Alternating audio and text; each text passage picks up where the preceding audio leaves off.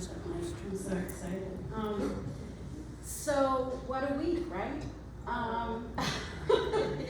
You had 3 days of opening festivities for an exhibition that you've been working on since 2017, essentially?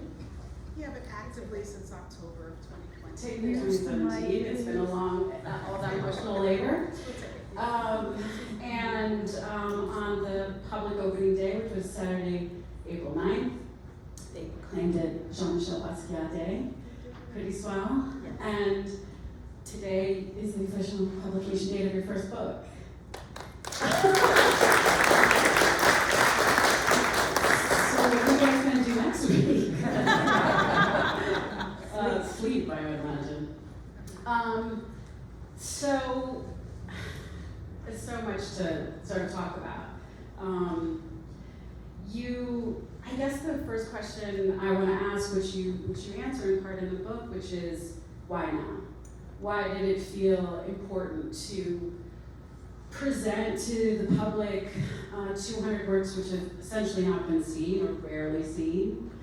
Open up your personal archives, digging deep in photo albums which haven't been opened in 30 years, documents, keepsakes, things which haven't seen the light of day since he died, and since your brother died. And I wonder why it felt like now was the right moment, or was that not the sort of consideration? It was like something else. Like, I'm curious about that. Well, first of all, I want to start off by saying that Isabel, publisher, but she was also the one who held our hand throughout this entire process. We were emailing her at 12 o'clock at night, and she was amazing to work with. So I wanted to start off with that.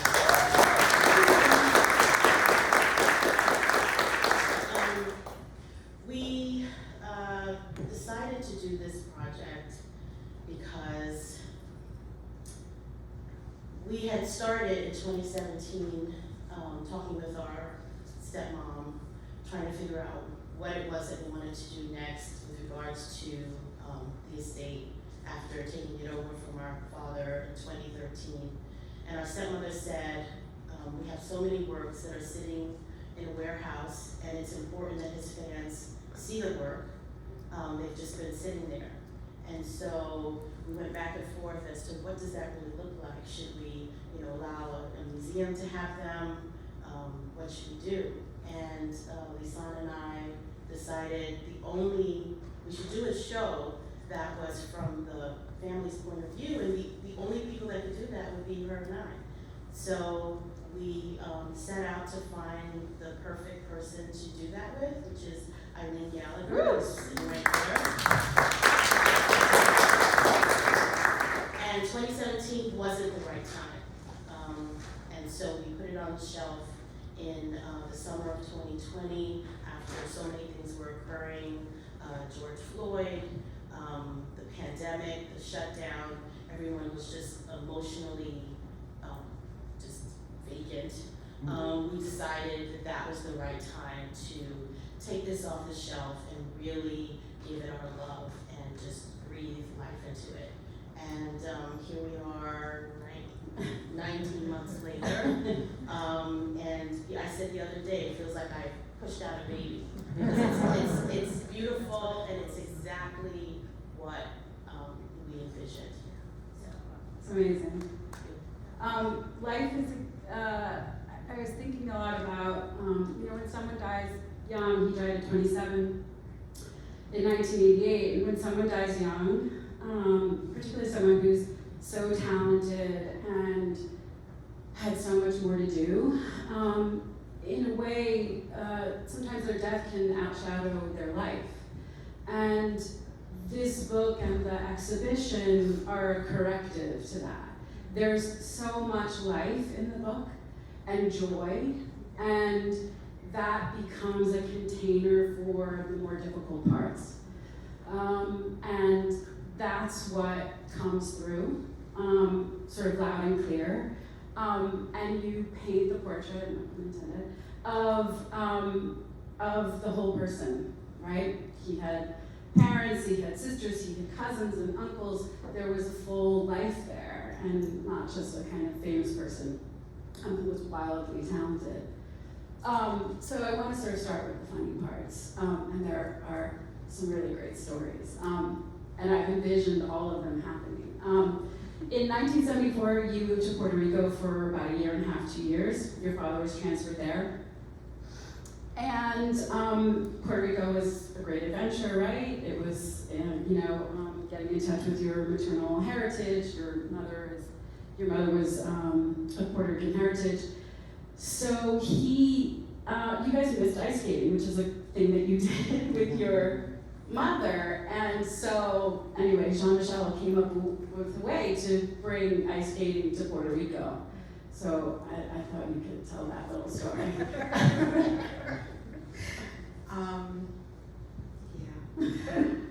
I just did want to add one thing. I think the other reason, going back to your previous question, I think part of the reason why the timing is so good is because I'm looking out and so many people are still appreciative of Jean-Michel and follow his exhibitions wherever they are. And so part of what we've done is in response to that. And this is our contribution and our gift back to those folks who continue to appreciate Jean-Michel. So when we lived in Puerto Rico, we lived in what would be the equivalent of kind of a railroad apartment, meaning that the hallway was really long from the front of the apartment down to the end. And so what Jean-Michel decided would be a great idea was if we were to just skate down this long hallway. I don't know how long it was at the time. We were really young, so it seemed like super long. And so what we would do is get a bucket filled with some cleaning solution thing, and we would just throw the bucket of water down the hallway, and then we would skate back and forth, and then mop it all up before our dad got home. And so every day our dad would be like, wow, you guys, this is amazing, the floor's so clean. But those are the kinds of creative things that Jean-Michel came up with. And if there was, any mischief to be done or any creative shenanigans to be had. There were shenanigans. Good at it. There was antics. And there was also when he tried to make you into Mary Poppins, Jeanine. Right.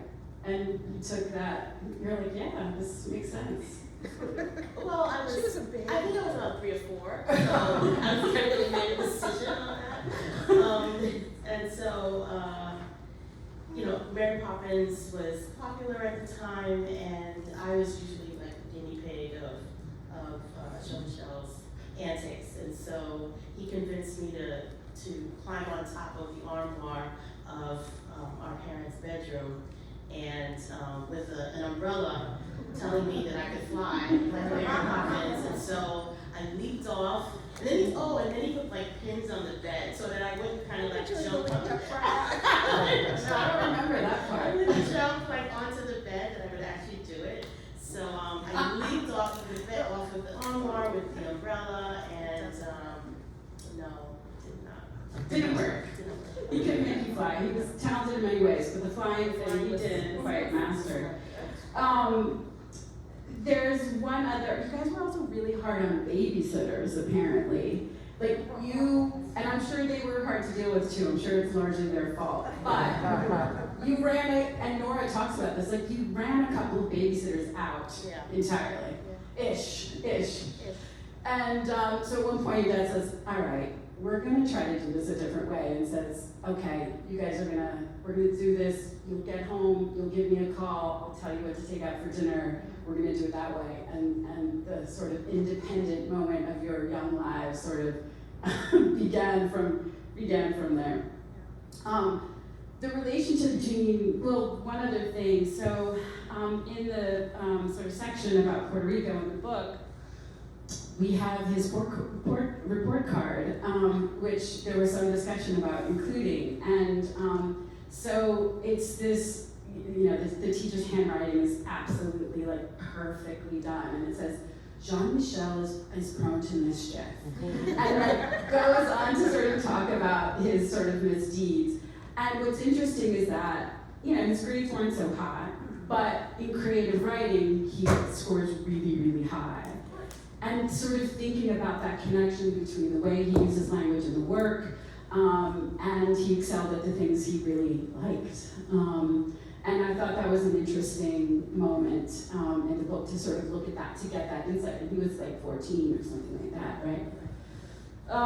So one of the things that you both talk about, along with Nora Fitzpatrick, your stepmother who wrote the book with you, is those formative experiences when you were young. And so many of those things make their way into the work. And this, I mean, you can sort of track it. His love of cartoons. He famously said in an interview with the legendary curator Henry Getzeller, that he really originally wanted to be a cartoonist. The cartoons, the love of music. You grew up with a lot of music in the house, right? And boxing. You see a lot of boxers in the work, and you guys grew up watching boxing with your dad on Saturday night on Boxeo, which was the Spanish boxing channel. So I wonder if you could talk a little bit about, and also, importantly, he was in a really bad car accident when he was 8. And while he was in the hospital, your mother gave him Grey's Anatomy, and of course we see that influence again throughout the work. So I wonder if you could talk about those formative moments, and also, what did you see, besides the kind of mischief, which was also a certain kind of creativity sort of surfacing, but I wonder if you could talk about what you saw growing up. Where were those creative impulses? How did he get that sort of artistic drive? What did you see? You know, people ask us that question a lot, and it's not like we were like, this is Jean-Michel Basquiat. Look at that thing he drew, you know? I think what we saw was an incredibly generous and passionate person. We saw an older brother who really cared about his sisters. We saw someone who was very creative and just had this mind that really wanted to understand how things were put together. And those things, you know, could be people, it could be things. Like he really, what pushed him forward, his motivation, was really to take things apart and to understand what it is that brought them back together. And so that's really what we saw. We also saw someone who pushed the limits. He pushed his own limits, and he pushed the limits of people that were around him, because he had so many questions about things. You know, he's incredibly inquisitive.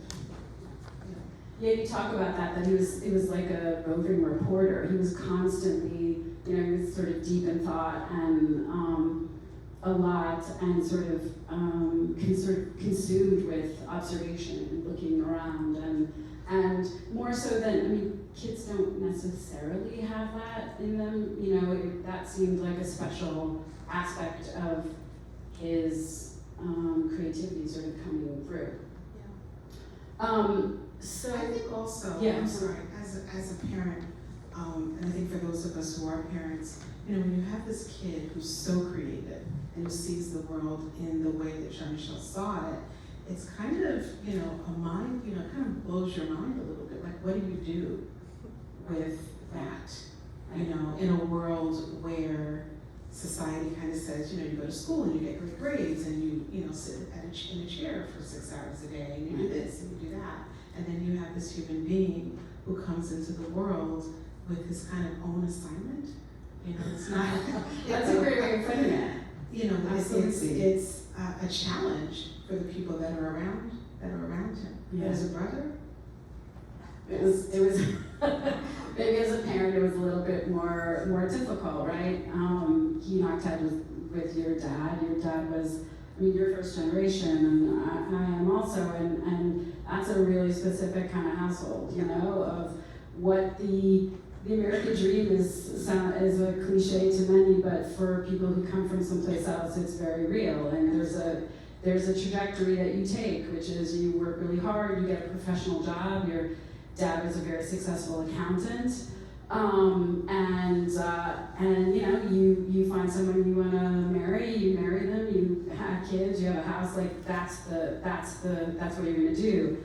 And Jean-Michel that wasn't the assignment he wanted to take on. It wasn't about that life. No, it wasn't definitely not about that life, for sure.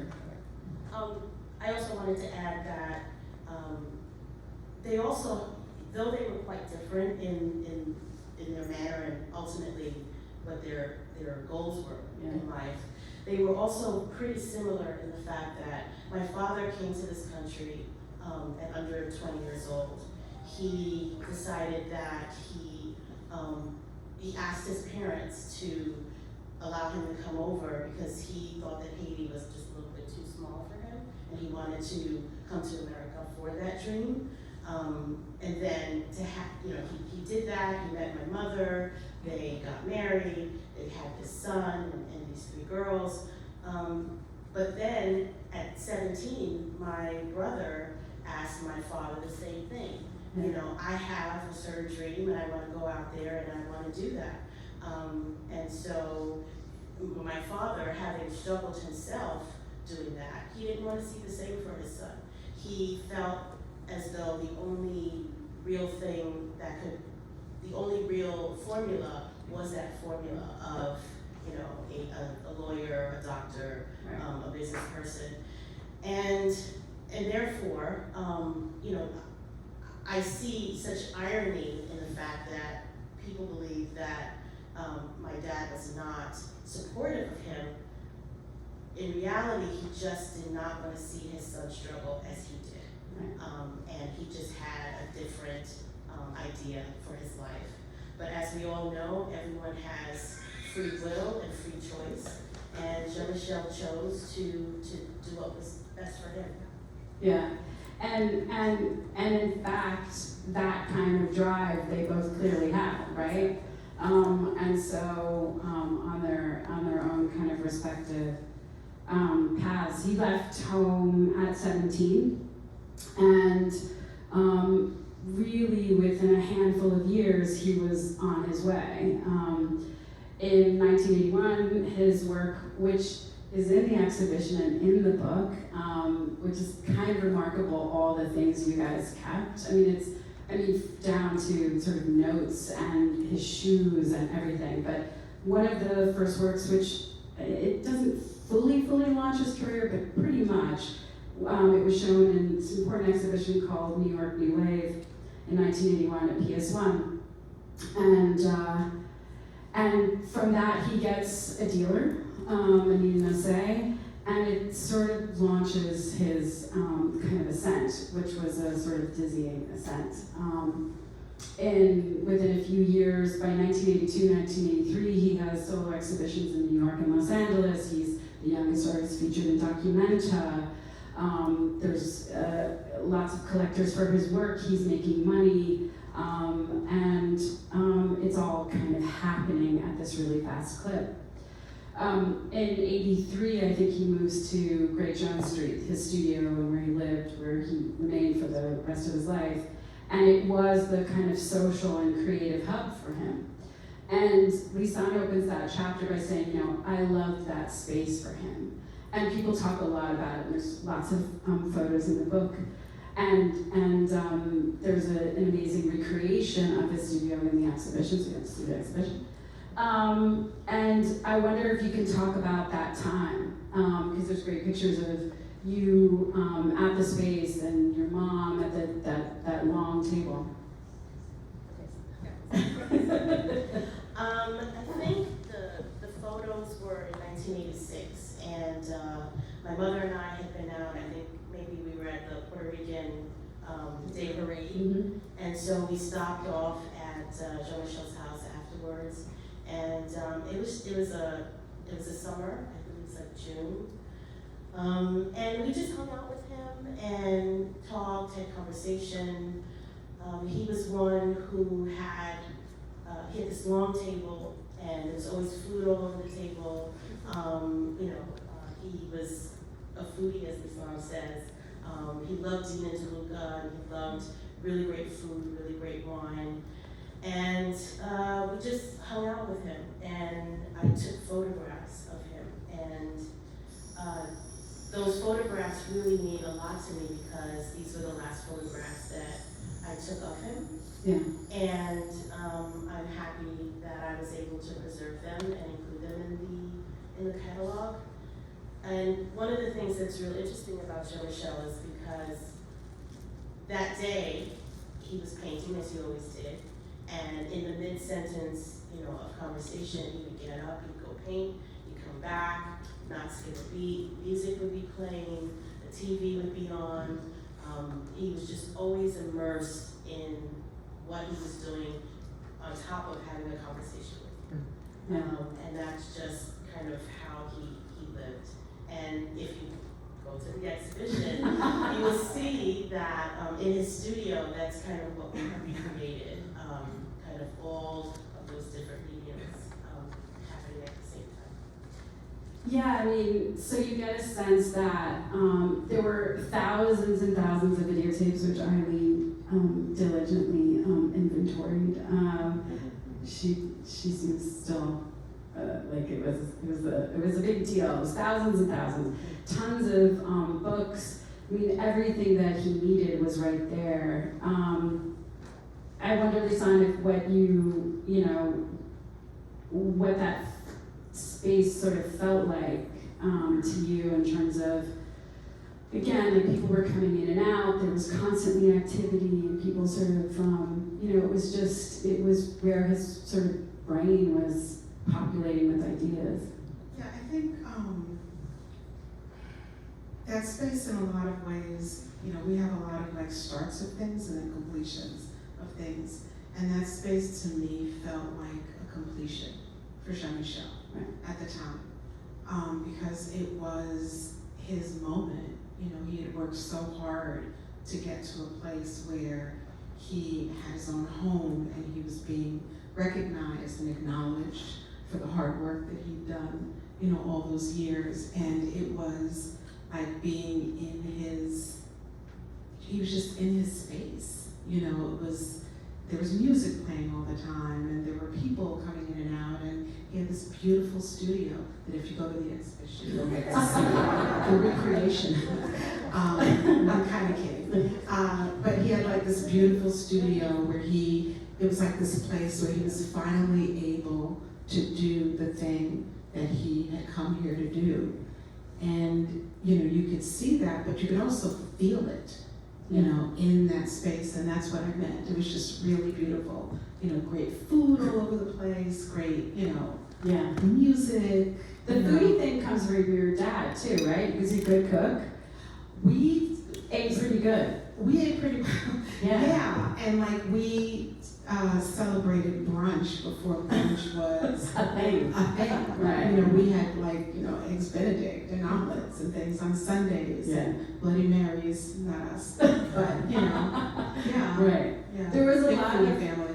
Yeah, and there's a part of one chapter where you talk about, there was just a lot of activity in your house growing up, and your dad would have these parties on Saturday nights, and you two would perform. And we're not going to make you do anything now, obviously. There's time for that, but we prepared something.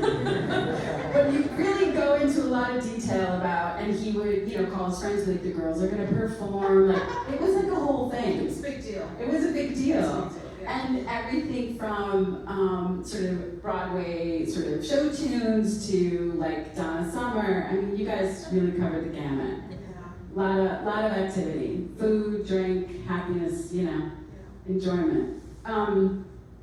Yeah, I mean, it must have been an extraordinary thing to watch him basically manifest everything that he wanted, right?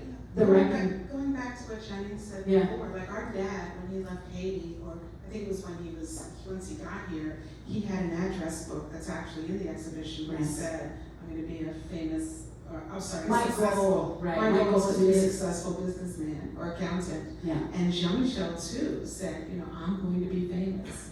And so it's really interesting the parallels between these two men, father and son, and how they said they were going to do something and they did it. And we have a little bit of that. You know, just a little bit. Absolutely, for sure. I mean, it obviously, you know, that address book is in the book as well, and and it opens the exhibition in that first sort of part of the exhibition, and you're like, wow, you know, you see, it immediately connects you to what they shared, right? In this really, really sort of visceral way, like you imagined him wanting the same things that his dad wanted. There's famous people interludes in these years in the 80s. There's a dinner with Madonna before she was Madonna at the Odeon. Jeanine, I think you were at that dinner, right? Yes. And it was before Madonna was Madonna. So Jean-Michel was dating her for whatever, 6 months or whatever it was. And you go to the table and there's this girl and he's like, oh, you know, she has a song out. And then later it's like, oh, that's Madonna, right? Oh shit. And of course, one of the other sort of famous people interludes, but was a kind of long, abiding friendship, was his friendship with Andy Warhol, and you talk about that. And there's great pictures of them in the book. And all of you, Nora, and both of you talk about what that relationship meant to him, what that friendship meant to him. He met him in 1982, formally. He had met him a couple years before when he sold him postcards. Jean-Michel was making postcards, which were sort of like collages, right? I mean, they were, he would Xerox things, and he saw him go into a restaurant WPA, and went in there and sold him some postcards. A few years later, he meets him properly, and their friendship begins, and of course they collaborated as well. I wonder if you can talk a little bit about what you knew about that friendship. And Warhol was sort of deemed sort of like a mentor to him. Obviously, he was well ensconced in the art world, and provided sort of context and information that obviously Jean-Michel wouldn't have had necessarily otherwise, right? The other thing that's really important to remember about that friendship is that I think there's some misconceptions, and certainly what's really, really clear is that it was Jean-Michel who inspired Warhol to make work again. And Warhol scholars have talked about that in fact he hadn't been drawing for some time, his career was in a bit of a slump, and that something opened up when he met Jean-Michel. And I wonder if you could talk about that. He also came to the house for dinner, so you can talk about that too. I'll talk about that and then you talk about the dinner. Dinner. I just want to say, I think that, you know, people, maybe because of the difference in age, make this assumption that there was a father-son relationship between Andy and Jean-Michel. And there's nothing further from the truth. I mean, Jean-Michel had a father, you know, but I think that these two incredibly creative beings just shared energy and bounced, you know, ideas off of each other. And were in a place where they were both in a place that was very different from other people, and they kind of found each other in that moment of having someone that they could actually work with and collaborate together with.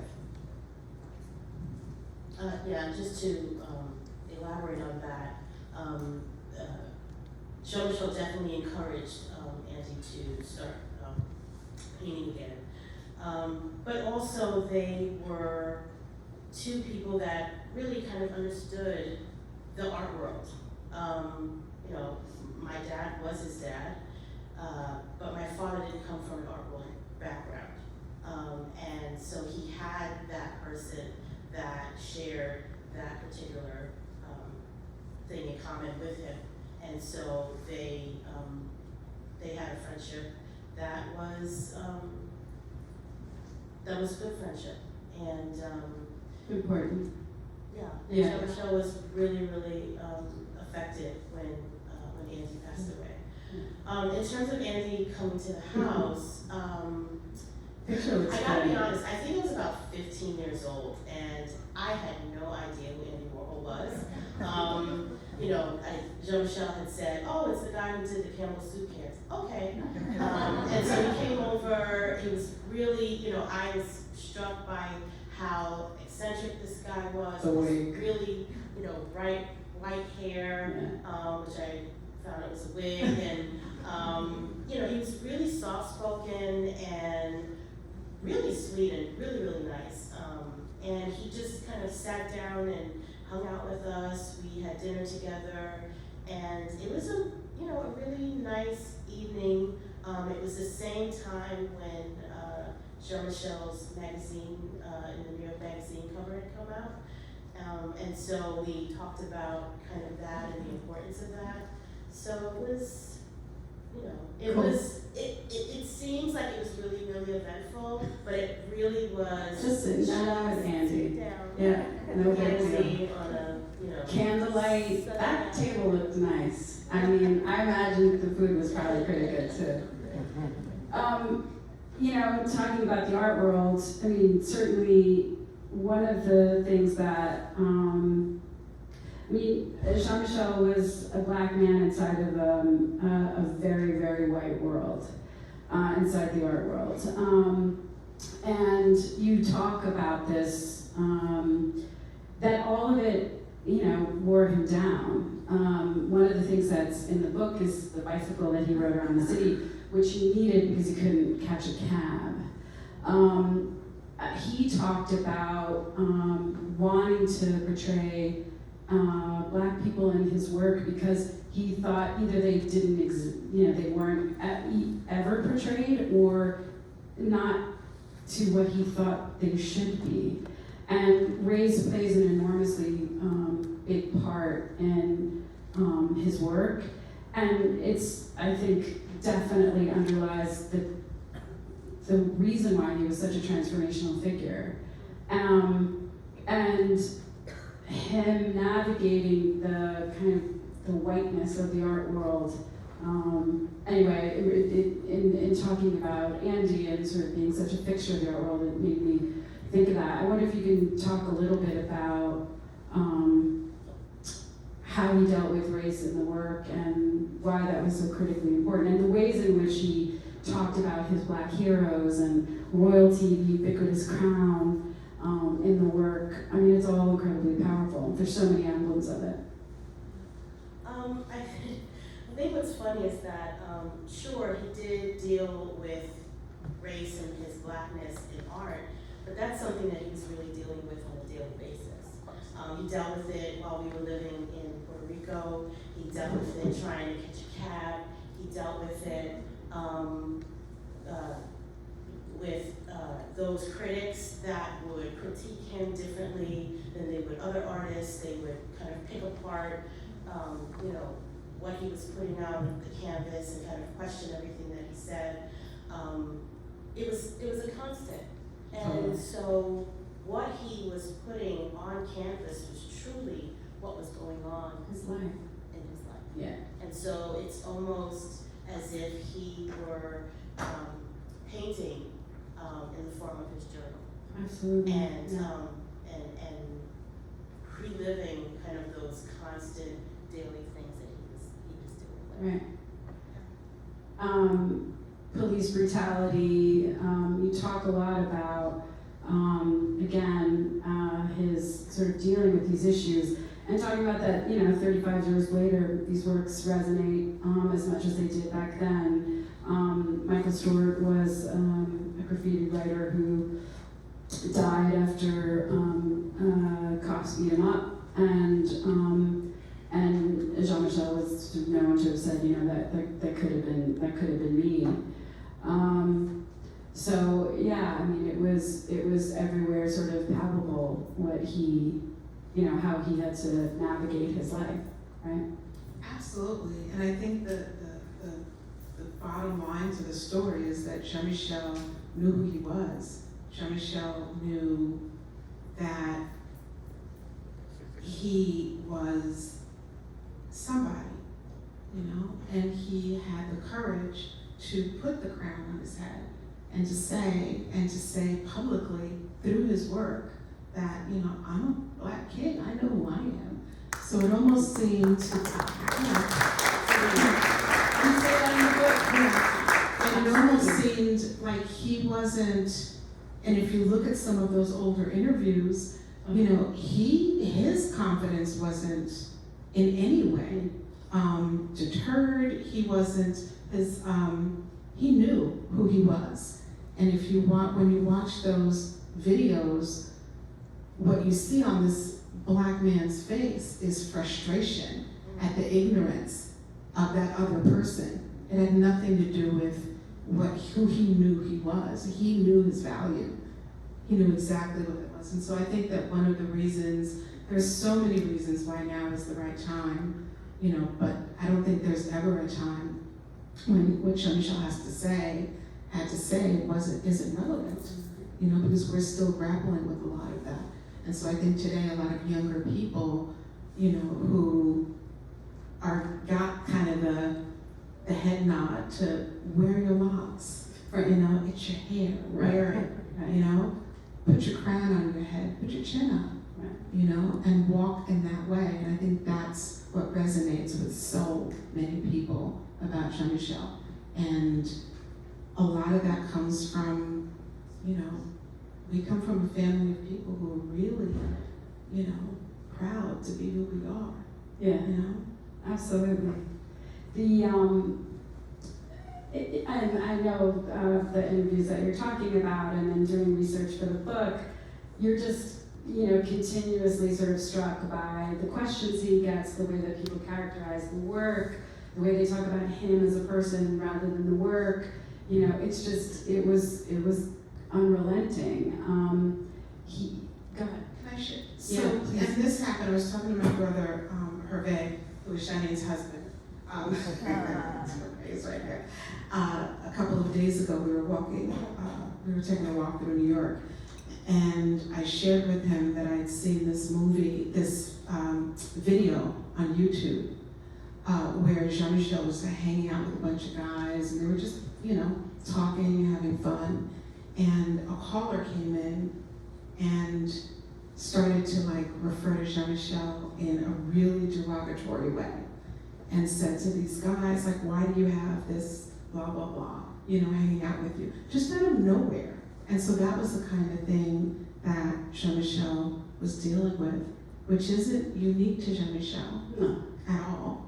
He just had the assignment to actually say something about it and to hold a mirror up to the world so that the world could see the kind of world that they were creating.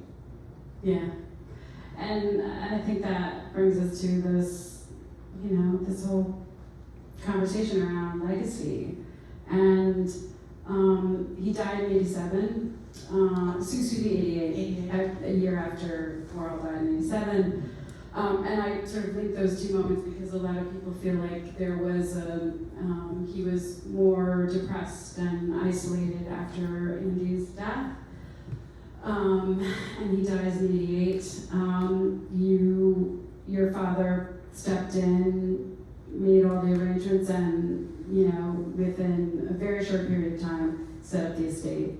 And a very short time after that, set up the authentication committee. And eventually he left his corporate job to manage the estate because it obviously became too much. And it became his mission for the rest of his life to ensure the legacy of his son's work. He told this great story in the book Lisane about calling a customer service rep for a utility company or something, and she says, "Are you related to Jean-Michel Basquiat?" And you're like, "Yeah, I'm his sister." And the idea of how far and wide that his work reached, and he's the sort of mythic persona now, right? One of the greatest artists of the 20th century by anyone's argument, and so you're talking to this customer service rep and you're like, oh, this is wild. And I wonder what your thoughts are about the ways in which his work has seeped into every aspect of culture, fashion, hip hop world, kids, and you see this firsthand. Not only people who come to the exhibitions and show you work that they made that's like inspired by Jean-Michel, but ultimately, I mean, the work reaches sort of far and wide. And I think the connection to his audience around obviously all the issues that we talked about reaches far and wide. I wonder if you could talk a little bit about that. I think that Jean-Michel is just a story of inspiration for someone to purposefully leave home at a young age in order to follow their dream and do that. I mean, we lived in a middle class home, and so he chose to leave that and couch surf in order to follow that dream by any means necessary. And he really, really made that happen.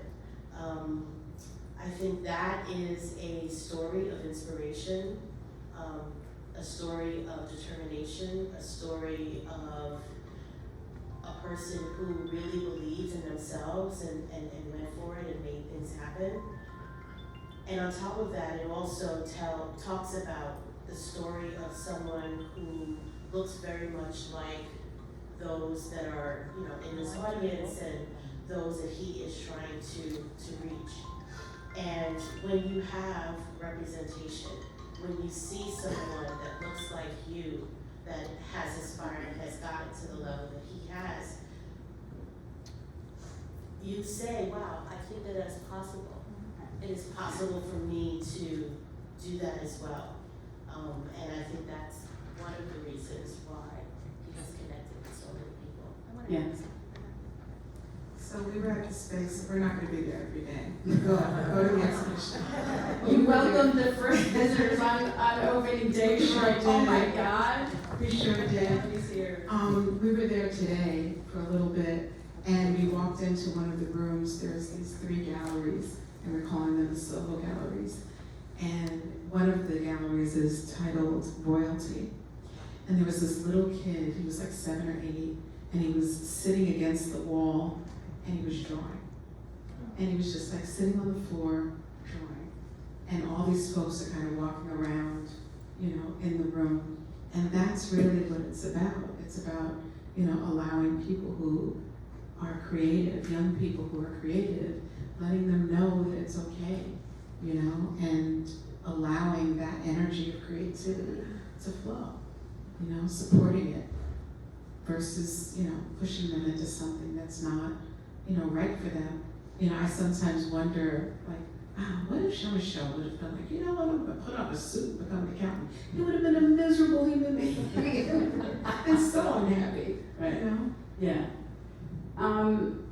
I guess the last question I want to ask is, you know, he didn't get to experience the full range of the respect and his place in the pantheon of great artists during his life.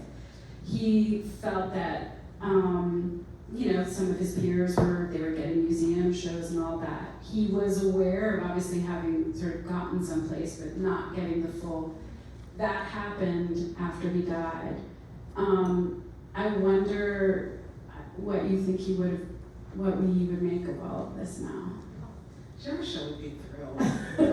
He really would. I want all the crowns. He'd Right. be so thrilled. I mean, this for us is really, it's been very cathartic, you know, to pour through our family and also in some ways to kind of bring this level of grieving for him, you know, to have that come full circle. But for us, we always said that this was going to be a celebration of Jean-Michel's life. And I think he'd be absolutely, you know, really happy, really, really happy. I agree with you, Son. I think that he would be exceptionally happy for what we've created for him, because it really came from love. And I think with love and respect and integrity, all things are possible. And that is where we dug deep in order to make this exhibition possible. You did. Amen to all that. With that very positive note, we'll take a few questions and we'll sign some books. All right. First and foremost, Jean-Michel artwork was to show everybody. Excuse me, sir. It was possible. It was to show. It's not about staying within the lines. Cause I went to school, and when I was told when I drew out the lines, they told me, "Oh, my artwork wasn't good." So what he showed them in his artwork was life is not what the rules are, but we can step outside of it and still make art for everybody. And the people that appreciate it will always appreciate the person who created it. No matter where you're from, no matter where you've come from, your ethnicity, no matter what. And all his artwork, that's what he's explaining. His experience of what he go through. You could go back, anybody can spin it, and I can show you the different meaning of what it is that he's trying to tell you. Personally, I'm a person that can read it and I can show you. It's his experience of life, and he's showing you as a person. This is what's going on, and this is what from a child, I've been going through this. So they showed one photo where they showed a little guy and two guys with a sword. I'm little, and these people is chopping me down. And as he shows his crown, they're taking my crown down, they're breaking me down. But I'm trying to grow. And all his artwork, that's what he's showing. You don't have to stay around. I did artwork as a child in school, and my teacher said, "No, this is no good." And he created it. Everything was outside the line, and now everybody wants it. Peace to everybody. Thank you. Thank you. Thank you so much. Thank you so much for this work that you're doing to reclaim the narrative of Jean-Michel's life and work. I really appreciate it. Jean-Michel had a very complicated relationship with his father, to the degree that I think his father's presence was erased in many narratives about Jean-Michel. And I really appreciate how you address that in the book. And I just was wondering, as a person who was raised by a very strict Caribbean parenting, and they were not always pleased with me and my decisions, yet I turned out okay. What were some of the lessons you think from that relationship and the tension in that relationship, beyond what you kind of expressed in the book as you reflect? So, I think complex is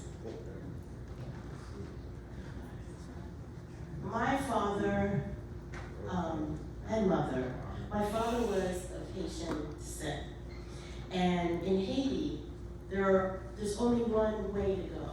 Education is so important, and you go to school, you go to college. That's important because in Haiti, education is not free. So you get an education, and doctor, lawyer, business person, that is the only way to go. And so having had that as an example for himself, of course he wanted that for his children. The idea that your son comes to you and says he wants to be an artist is something that you did as a hobby. You didn't pay your rent on it, you couldn't put your clothes on with it.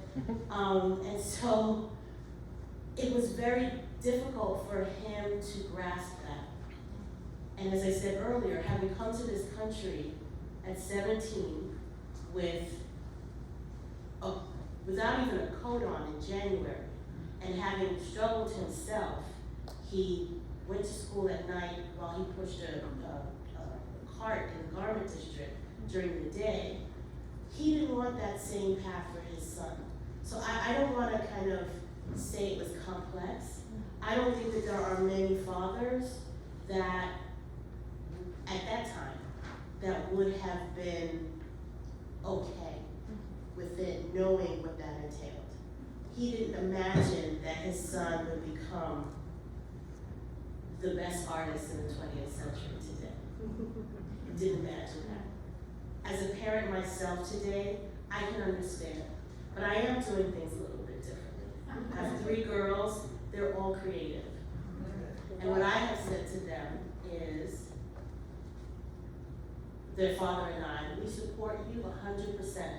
Understand what that means. You may have to kind of work 2 jobs in order to get there, but you'll get there. And, you know, being a creative today is very different than it was 40 years ago. So, you know, I don't want to kind of get caught up in complex and tension. It was just different. Thank you.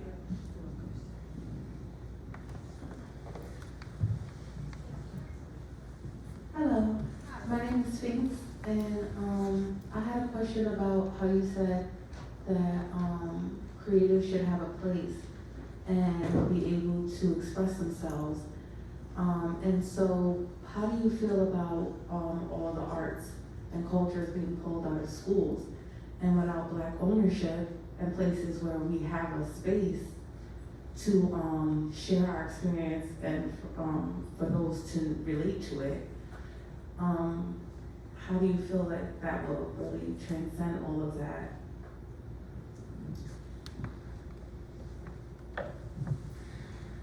I'm not happy about the fact that art and culture has been pulled out of school.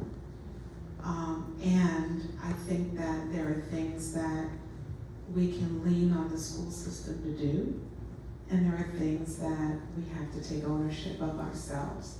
Unfortunately or fortunately, it's just the way it is. And I think that creatives are met with this incredible opportunity today to build community, you know, and to connect with other creatives and to collaborate with other creatives and to network in the same way that people who are, you know, in other, you know, who are doing other things are. One of the things that's so unique about Jean-Michel is that he, you know, he was an incredible creative and he also had business acumen. So he ensured that he got himself really entrenched in the business of his art. And so I think that there's this great opportunity for creatives to create and also understand that it's a business and do what you need to do to find ways to cultivate your skill set in business. Hi, I just want to say I'm completely humbled by being here today, and I do feel like I'm in the presence of royalty. So I just want to say thank you for being here today. And I also want to say, my question is, what are some ways that you still feel like you're connected with your brother in the way you treat people, in the way that you raise your children? And what can you share with us today about how you want us to carry out Jean-Michel's legacy? Oh, wow. That's a big, great question. I think we'll both answer that one. Thank you for coming. Really, it means a lot. We're a very tight-knit family, all of us. My sister, we were 3, and now we're 2. And so there's me and my family, my children, my sister and her family and their children. And I think that one of the things that's so beautiful about our lives as a family is that, you know, you kind of attract to yourself both what you need and what you want. And so for us, it's really just really strong work ethic. We work, you know, and if we don't know how to do something, we find out how to do it. We have a day job. You know, one of the things that we do is we manage Jean-Michel's estate. And this was like another 3 jobs piled on top of that, right? And so what it takes is a lot of diligence and hard work and commitment and a purpose, you know? So I think that once you have a purpose, which is kind of what we talked about before. Jean-Michel said, I'm gonna be famous. He knew what he wanted to do, and then he set forth to do that. Our dad knew what he wanted to do, and he set forth to do that. We've all done that in our lives as well. So I think it really is like having a goal, having something that you really want to accomplish, and envisioning that, and embodying it, and then moving forward, and getting the things out of your way that stand in the way of you doing that, including whatever you need to do within yourself, you know? Yeah.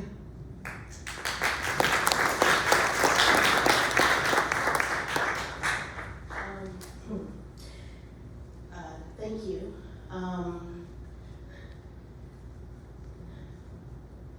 Representing Jean-Michel has actually been easy. I don't consider myself royalty, but thank you. I'll own it and I'll wear it. I consider us to be the vessel of carrying on his legacy, making sure that his legacy is carried out with integrity and the respect that he deserves. And doing that, and doing that with love, makes it easy. It's not easy. You know, if I had to do my own legacy, it would be easy. This is not easy because you have the burden of, it's a beautiful burden, but it's still a burden of somebody else's legacy. And so you want to make sure that when you're doing that the way you think they would want to be represented. And so every time Lisane and I are making a decision, we say, do you think Jean-Michel would be happy with this? And are we getting it right 100% all the time? Not necessarily, don't know. But we are doing the best that we can for our love for him. And to add to that, in terms of our children, we know that this is something that we are passing down to them. And we have to make them aware of this huge gift that has been left to us to pass down generation to generation. And so we are humble. We've taught our children to be humble and to kind of understand that this is something that is bigger than all of us, but it's something that is a gift to the world. That's it.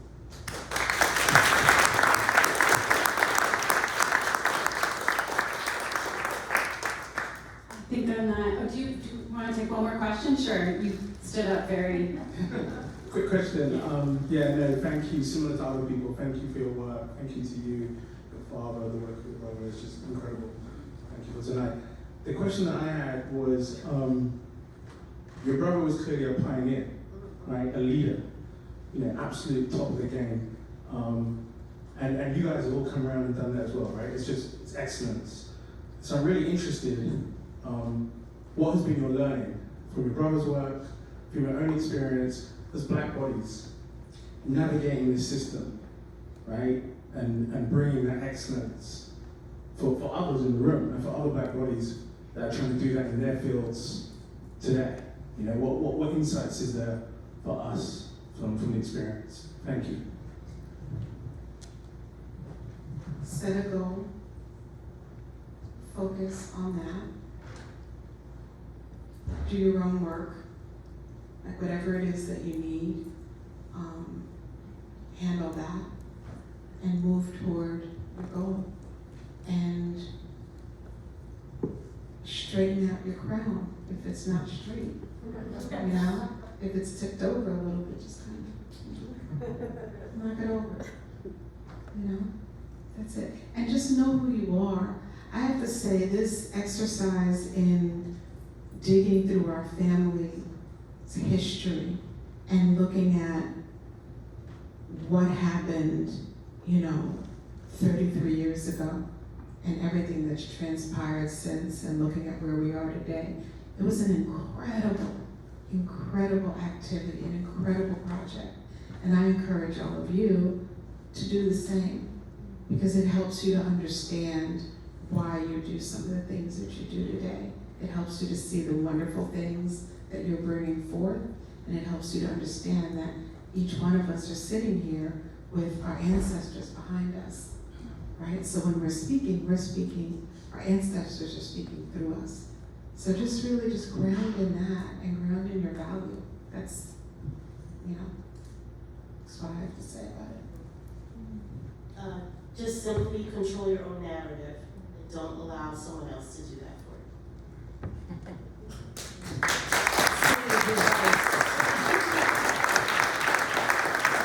Thank you everyone for coming. Thank you, Jeanine and Lisane. It's been so fun, and appreciate your time and everything. Congratulations on everything. Thank you.